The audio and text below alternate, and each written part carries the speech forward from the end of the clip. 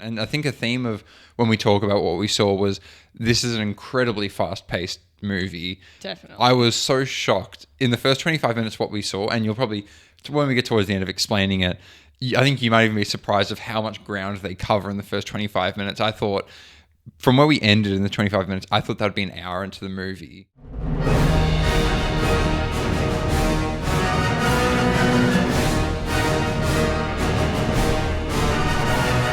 Hello and welcome back to Cast the Whills. I'm your host Will, and with me is my amazing co-host Amelia. Hi. Firstly, happy May the 4th. May the 4th be with you. It has been a while since we've done an in-person podcast. Do you remember what the last episode we did was? I remember doing the God of War one. I think that was our last one. Not a Star Wars one. Because we've been doing a bit of online content now, so you can see other interviews we've done, video essays even, and doing more social media-y things. But now we're getting back to our roots. We're getting back to our day ones on the podcast. So today's video is all about the Mandalorian and Grogu special event we went to last night. And because we're in Australia, we were the first in the world to see it. So we've put a little bit of a delay on uploading this because we want to make sure that people around the world also have a chance to view it before we talk about it. And we won't go too in-depth with details on it because we don't want to fully spoil the opening 25 minutes, but we just want to give you a bit of an overview.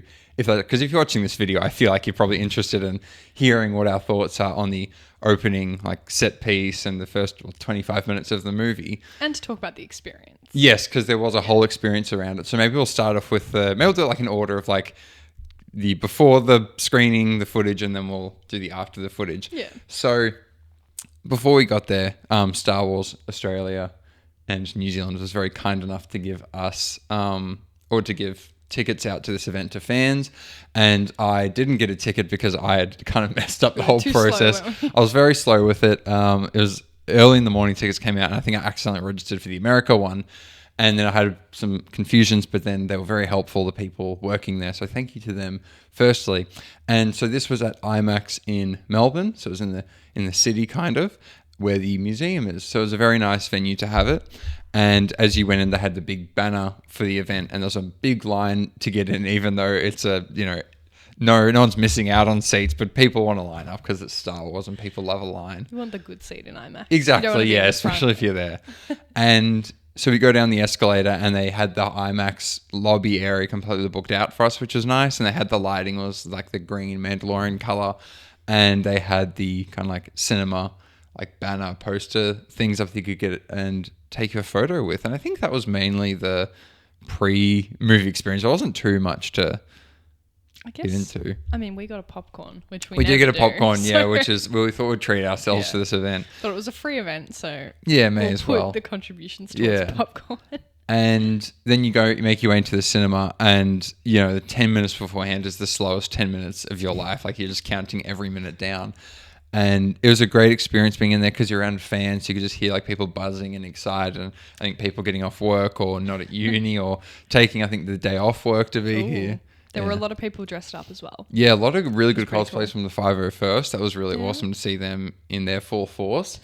And so finally, when 6:30 comes around, the head of marketing for Disney in Australia and New Zealand, for Lucasfilm as well, she comes up and gives a bit of a talk, saying thank you for being here, and then more importantly, please don't record this, especially because we're the first people in the world to see the footage. And then, lights go dark, and this is where people kind of go crazy a bit. So now we'll go into the actual footage and the experience.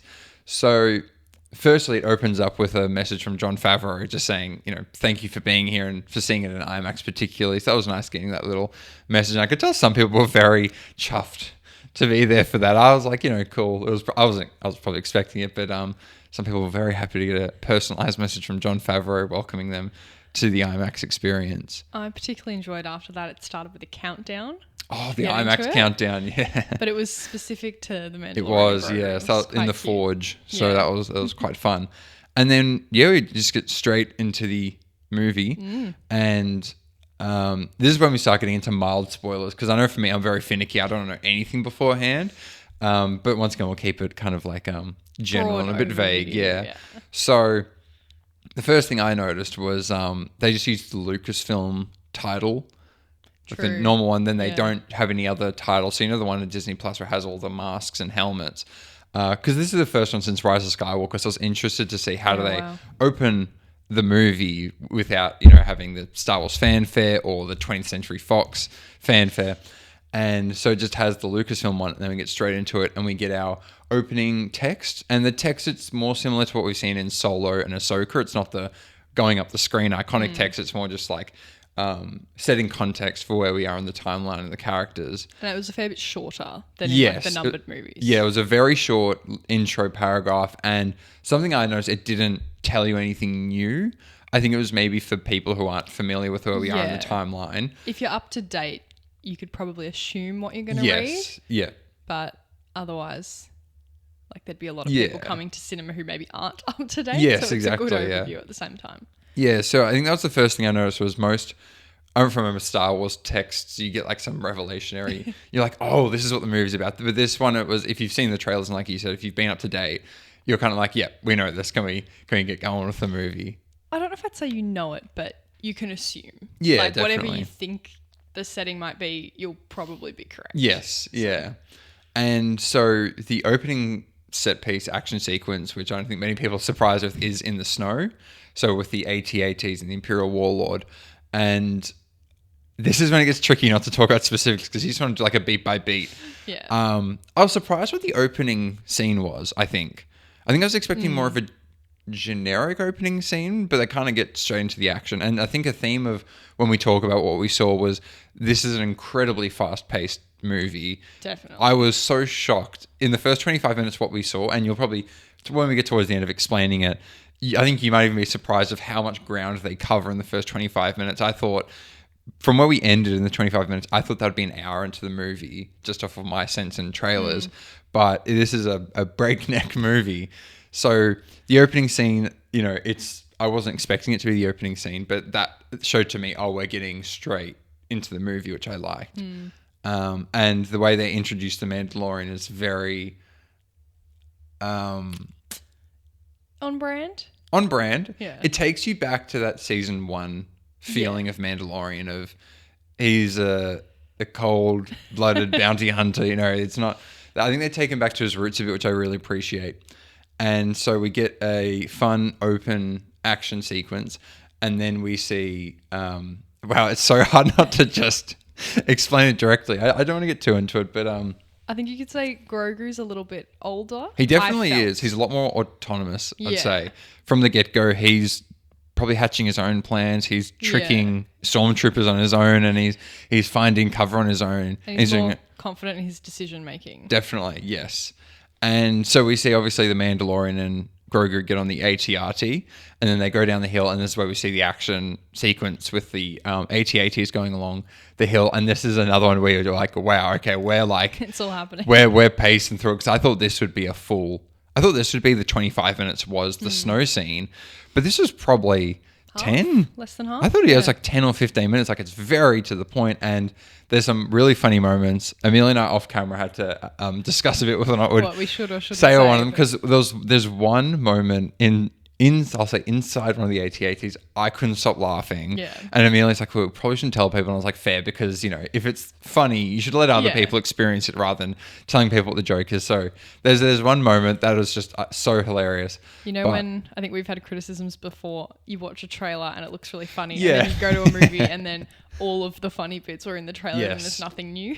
Yeah. So I thought maybe we won't won't spoil that. So I really liked the opening action sequence. It's tricky because there's a balance between having a good pace, but then you don't want to rush moments. Because I don't know, I wouldn't say rushing, but to me. Yeah, I think we didn't get much set up for the opening sequence, but that was maybe part of it. Was like a cold open, like we got in another episode of Mandalorian, where it's just like an opening segment, and then you get into the main episode. I guess that's what they're trying to mirror there, but I think it was a good way to get you back into the characters very effectively, but show, I think, still a bit of growth. I don't think the Mandalorian has changed that much. I think his ethics are a bit more refined now. Oh, okay, that's fair. Based on what was said, okay, that's true. Yeah, But I think, Grogu is the one that's definitely changed a bit. Not drastically, but like you were saying, you can tell he's a bit more autonomous and he can make his own calls. So that opening set sequence, and once again, when you're in a theater full of fans, like the energy in there when you get that is really fun. Like the big fan. Good fans. Ooh. Sorry, big fans. And big music fan, Star Wars music fan. I don't know if you noticed this, the music feels a lot more cinematic this time. Like, I feel like this is movie music compared to TV music. I think later on we'll get into it, but you come back to that Ludwig, like there's some vibey music towards the end. Which I really liked. Yeah, towards the end of Fudge, you had more vibey, but the beginning felt like your John Williams classical score of like an action sequence, which I loved, but I could tell it was a different vibe. There were some more classical elements, I feel. Yes, definitely. And then the Mandalorian escapes from the AT-AT situation. We won't say how he escapes yet.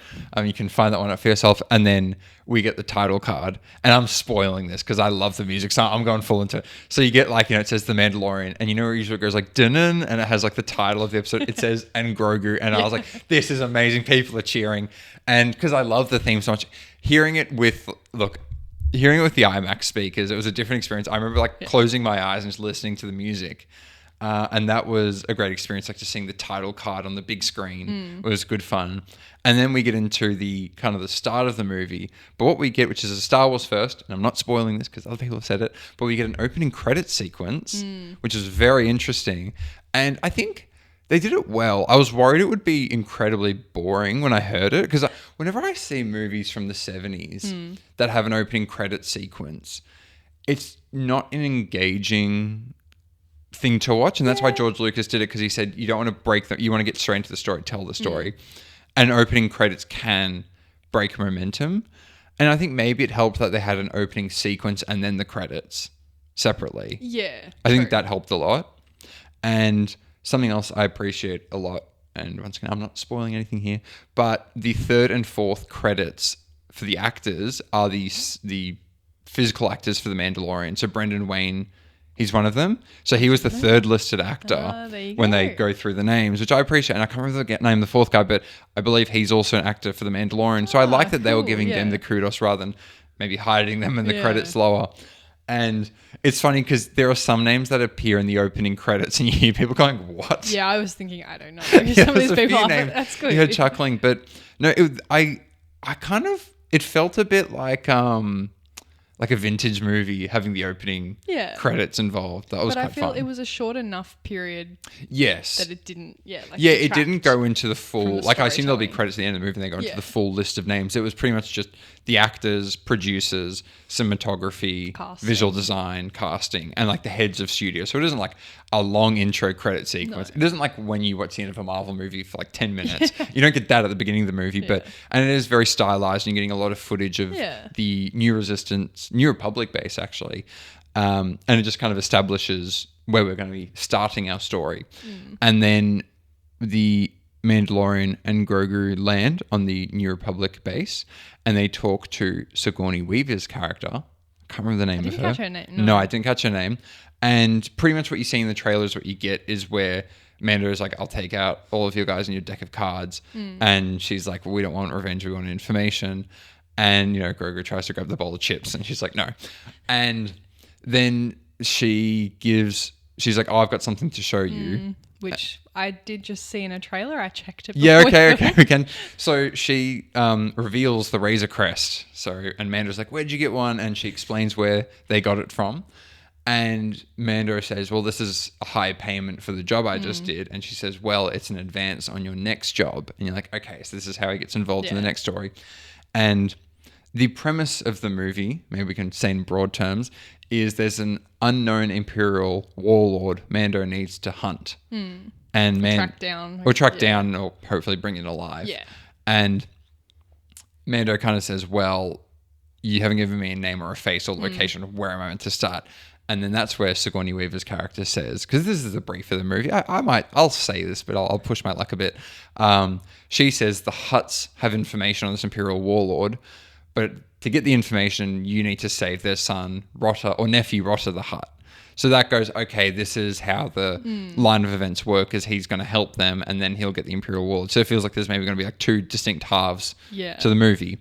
And so the advance payment with the Razor Crest is to do that mission for the Hutts. And Mando has a bit of a moment because, he's kind of moved away from working for the criminal underworld and the Imperial remnants, and he's trying to work for the New Republic now. And I liked Sigourney Weaver's character. They spoke about this in interviews, but I like seeing it, was how she's a bit pushy and adamant. Because Mando was kind of like, I don't want to do this job. But she's like, you work for us. So if we tell you to go work for the Hutts, you go work for the Hutts. So I'm interested to see where her character goes later in the movie. I assume there'll be more tension with her. Surely. Yeah, I feel like she's going to butt heads with the Mandalorian at some point, I think, about the mission. So we've had that kind of set up for what the story will entail now. And so then the Mandalorian, using the Razor Crest, the iconic Razor Crest, I can't remember the name of the planet, but he flies to the planet that we see right of the Hutt on in the trailers, and it's like that seedy criminal underworld. What was it? Sakari? There you go. There you are. Yeah, maybe. Marvel. Oh, yes. Yeah. And I hope that's not a spoiler. You can cut that out if it is. No. So they go to that planet, which we see in the trailer, which is kind of like a criminal underworld planet. Apparently it's constantly raining there, which kind of sucks, right? I probably want to live there if it's always raining. But so then Mandalorian is on the planet, and then we meet Martin Scorsese as the Rio Durant character who's in Solo, like the forearms and the bug eyes. And Mando asks for the information. And in a scene that's different from what we see in the trailer. So... yeah, I can tell you just gave me the eyes of like, you sure you should have said that? No, I was like, what? I don't remember. No, so the scene we see, it's similar but different to the one from the trailer. Okay. So it's making me wonder, how much of a Marvel are we pulling, and how much is there like, not fake footage, but alternate scenes in the trailers that differentiate our expectations to what we finally see in the movie. The one other spoiler I will give, because it is a blink and you will miss it moment, is when Martin Scorsese is making a sandwich, he uses the yolk from the mudhorn egg, which we saw in the beginning of Mandalorian season 1, the mudhorn egg that he got for the Jawas. So. Yeah, which is like a furry egg with like a lot of yolk on the inside. And I was like, oh my God, it's a mudhorn egg. And Amelia was like, what do you want about? Watch the footage. Are you kidding me? No, he didn't. But I could just tell I was focusing on the wrong details. I feel like that's something you should do on your second viewing, because then you're just ignoring what they're talking about. Because I couldn't even spoil that scene for you because I didn't even know what they were talking about. I was too focused on the hairy egg in front of me. So yeah, it's a different scene to what we got originally. And then Mando finds out where Rota is, and we see him in the trailer when he's in the Coliseum fighting arena, and we get to see him fight someone else. And that was really cool because we skipped a whole segment. I feel like we were getting through this quickly. We skipped a segment. Sorry. Before we get into Rota's introduction, we need to introduce the Hutts themselves. Sorry, I'm getting too excited to talk. So when Mando gets in the Razor Crest, he goes to Nal Hutta, which we've seen in the trailer quite a bit. I like the coloring they've used for it. It's like a green-yellow aesthetic for it, which is nice. And when he lands there, like we see in the trailer, we see a lot of droids. And I saw a few droids in the background, which haven't been shown in the trailers, but it's from other Star Wars properties. Okay. Maybe one from Legends, which has now been canonized, I think. So that was exciting. That's like you got to look around the screen to pick up on. Because I didn't. Yeah, it's like pick up on. Yes, you see the B2 battle droids in the trailer, but there are some that weren't in the trailer. And I'm like, oh, we're bringing these droids back. Okay. And then Mando walks through a bit of a hallway to get to where the Hutts are, and we get a lot of Hutt lore building. I think so. Firstly, Mando's talking to Grogu, explaining who the Hutts are. He's explaining to the audience who the Hutts are. But we get some visuals on what growing up as a Hutt looks like, or what socializing as a Hutt. We see, I think, 10 Hutts in the hallway. Just as like a montage. Yeah, and they're just like hanging. And it's meant to be a bit gross and but it's kind of cool seeing what their upbringing's like. So there's one moment that's like, that's a bit gross, but so we see kind of like the Hutt's background, and then he gets to the door with 2 big droids, which we've seen in the trailers as well.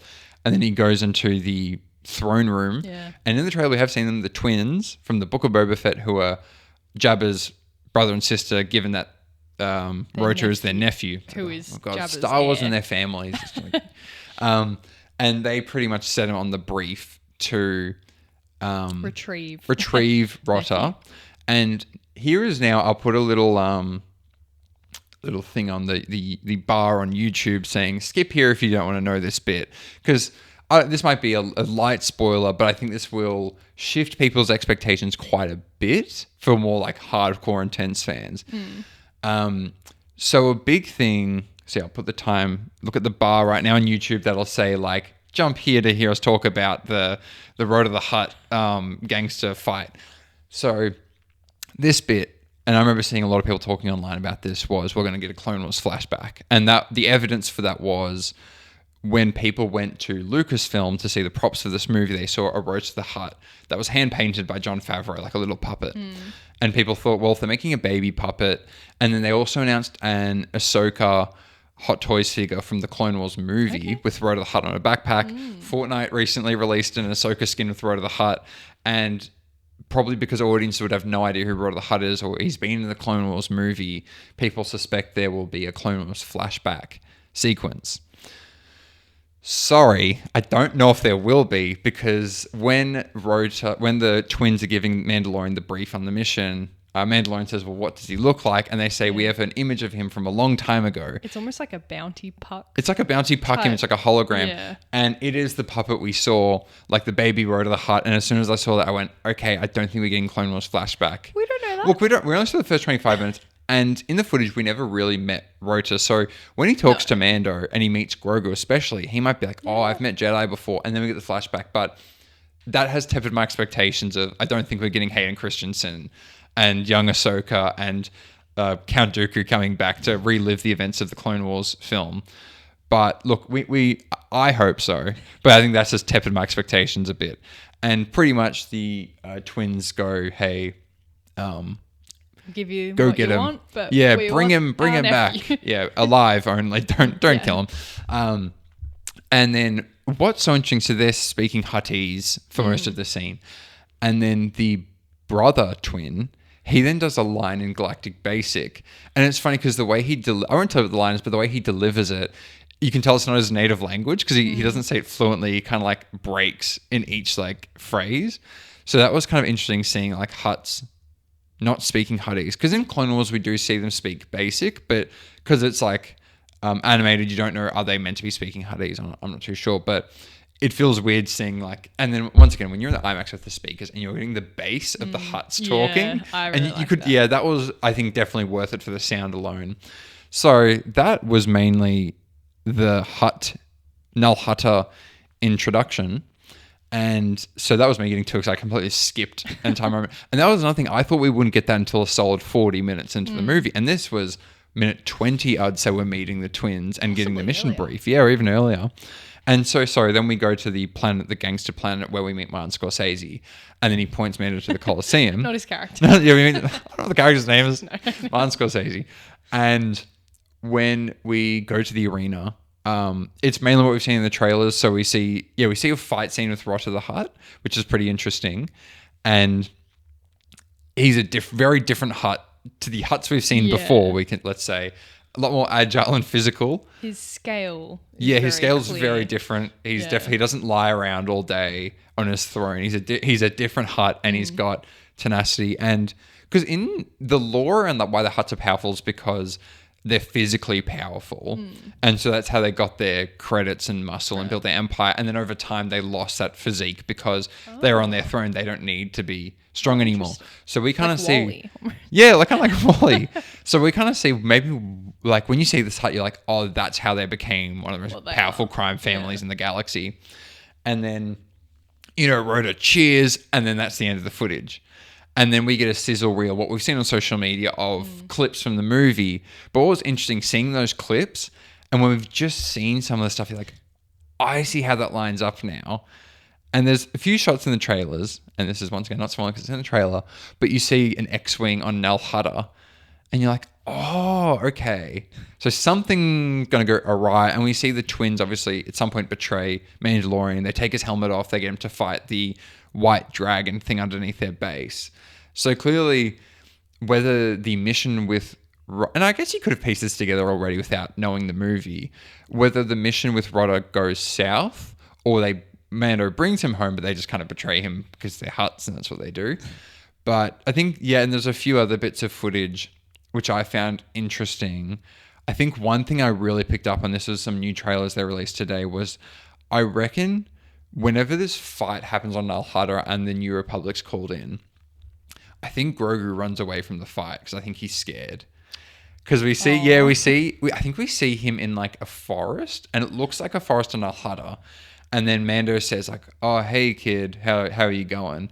And I think he's just caught up to him, and he's like, you're going to live well beyond me. I need to get you ready for the real world. And he's like, the old protect the young protect the old. So I think there might be a moment where Grogu's like scared of the fight, and he runs away, and then Mando has to kind of like catch up to him and give him a bit of a pep talk.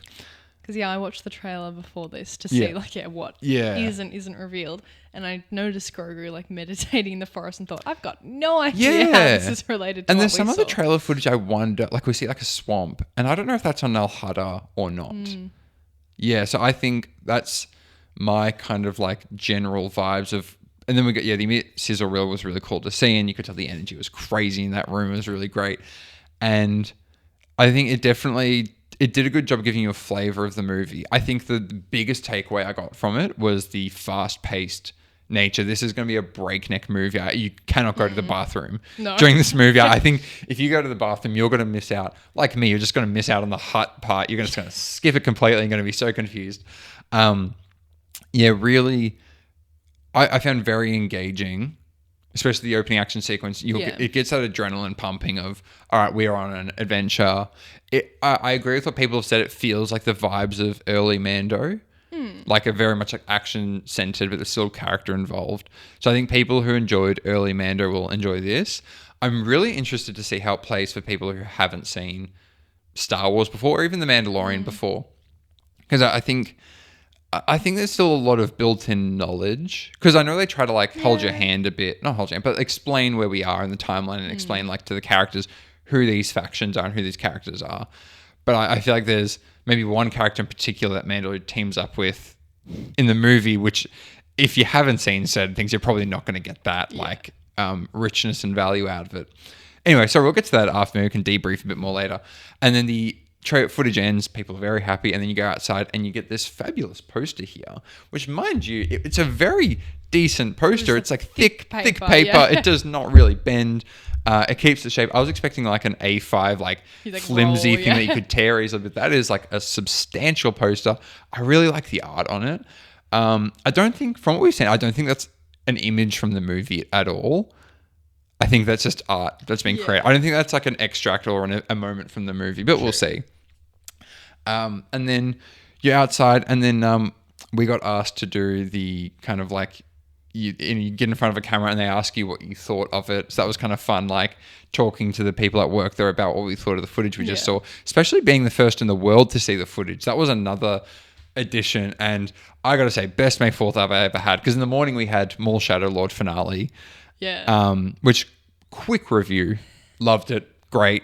Especially the last two episodes. I think it's a good season one that sets up a future story very well. I agreed with that. It all felt very introductory, which is not necessarily bad, but I feel like the story hasn't even started yet. Yes, but in a good way. I've just got the backstory to seasons 2, 3, 4, and 5. Yeah. You know? But I liked it though. Yeah, and the characters are very, very good. Anyway, I don't go too much in tangent on Maul Shadow Lord. We'll say though, the release didn't quite go according to plan. Yes, that was a bit of a controversy. It was meant to be midnight where you live, but for Australia it is...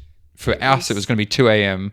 because of Western Australia. Yeah. Anyway, that's a whole other thing. I was messaging Jesse, another content creator. I was like, Jesse, what is happening? So we're kind of going back and forth a bit. Anyway, so best May the 4th I've ever had, because we started with Maul Shadow Lord. And if you've seen that last episode, you know why it was incredible. You know why it was amazing. And so that's a great way to start your morning on May 4th.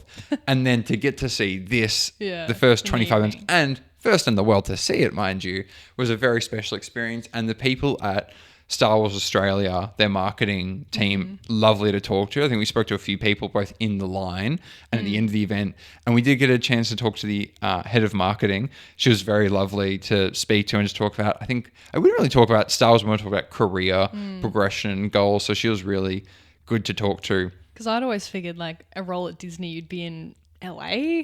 Yeah, me or too. Somewhere in the United States, but No. They have an office in Melbourne. Yeah, so it's very exciting. It's very good to know. Maybe future career ambitions.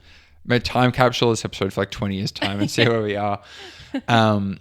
And that was pretty much the event. I think people were hanging around for quite a bit, just like talked to one another, and you saw the 501st were in there full cosplay, and they had like R2 units and chopper units and maybe even a mouse droid going around. So it was fun like that, seeing those fans. And I'm pretty sure that was the bulk of the event. And then we went outside and we took some photos and videos, and I think that's it, yeah? Yeah. Okay, so maybe should we talk a bit more about what we think now with direction the movie might go in? Yeah, I was even thinking, I don't know. You don't know now? Like, well, really? Having a look at the trailer and compared to what we saw yesterday, I'm like, I feel like there's so much that hasn't been covered, and there's maybe bits that like you've pieced together that I wouldn't have by myself as a more casual fan. But I think I don't really know. I think the movie will definitely, from what I'm guessing the structure now is, they meet Rotter. Either he doesn't want to go with them, and we won't explain why, but there's a bit of an illusion about why he may not want to go with Mando. I think you can assume. You can assume that one cause of action may be Rhoda doesn't want to go with Mando, or Mando extracts Rotter, or he fails to extract Rotter. Okay, yeah. And in either instance, I can see then Mando going back to Nal Hutta, and the twins are just not happy with him, or they're just Hutts and they just decide to kill him for whatever reason, and they take his helmet off as well for... That's what I was going to say. Yes. I can't figure out why his helmet is I off. think it's because the Hutts would be upset with him. They'll threaten the life of Grogu, and they'd be like, take your helmet off, or else we kill Grogu and you probably. I assume that's the threat. Because we see when he's fighting the white dragon dinosaur thing, he's got his helmet off for that action sequence. So I assume he'll have it off for quite a while. And then I think they'll still get the info, because then I think we'll get the Imperial Warlord, because from some of the trailer footage, I feel like we see more action with Imperials that weren't in the opening sequence. And so I think that'll be like the back end of the movie, is that Imperial Warlord. But then beyond that, it's pretty uncertain. I think what I've learned is you can't predict this movie because it's too fast paced. Like I said, I thought where we got up to, like when we meet Rodder would have been an hour into the movie, and this is 25 minutes in. So I'm like, I can't, like the trailer isn't going to give you a good timeline of the movie, because each sequence might go for like 5 or 10 minutes. So I'm interested to see, when you're an hour and a half into the movie, are you kind of like exhausted with the pacing? Because it's very like, you need to be watching this movie the whole time, I think. You can't, like I said, you can't have a toilet break. You probably can't even like sit back and go, oh. But I think, because I think we'll do another episode about our predictions about what we think the movie will be about. So we'll try to save the fuller conversation for that. But I think this 25-minute preview showed us that we can't quite fully guess what the movie's going to be about. And they might be pulling a Marvel and just not showing us some things entirely. Like the last act or half hour, we just haven't seen any footage of. In any of the trailers. And some characters from the trailers we hadn't met yet were Embo. He's one of the bounty hunters. He wasn't in the first 25 minutes, so he'll obviously come later, I assume employed by the Hutts to track down Mando. Okay. But that conversation will come later when we talk about that. When we talk about the movie more in depth and our predictions for the movies. That episode will probably come out next week, or the day before maybe the movie comes out. So Wednesday the 20th, we'll try to have that one up to talk about what we think the movie will be about. But I think that was mainly the experience from memory. I just know the people at Star Wars Australia and New Zealand, their PR marketing Instagram team are very lovely people, great to talk to, very helpful, very insightful. And a great fan event, unsurprising. I mean, you get to see 25 minutes of footage of Star Wars fans. I mean, you can't be too excited, especially being the first in the world was pretty cool. And to get an amazing poster out of it. But I think, is that pretty much... Yeah, I don't have anything to add. ...it for the footage. Sorry for just jumping around with the footage. I was just so caught up in talking about the things I couldn't... Like, this is so fast-paced, and I can barely keep up with it even the day after. So we hope you had, if you're in Australia, had an incredible May 4th, and if you're in America, are having an incredible May 4th. And as usual, you can find us on YouTube, Spotify, Instagram, and TikTok. And if you follow us on any of those platforms, you're officially a guardian of the Whills. Until next time, may the podcast be with you. Bye. Bye.